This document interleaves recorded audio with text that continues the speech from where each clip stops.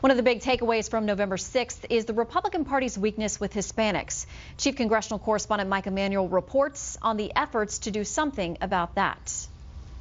With immigration reform a hot topic, some conservatives are proposing adopting the so-called Texas solution, which would set up a 21st century temporary worker program. That way, border enforcement efforts could focus on drug cartels and criminals. What we need is a demand-based guest worker program that allows companies who cannot find American workers to bring the foreign workers that they need. Some conservatives are also suggesting giving everybody in this country a high-tech identification card to avoid fraud and then holding businesses accountable. You hire someone who doesn't have either this identity card or this new Social Security card, and you're going to go to jail for 6 months. Florida Senator Marco Rubio says the U.S. must determine how many immigrants are required to meet our economic needs. But the system needs to be modernized. It needs to take into account the opportunities that it creates for investors or for jobs.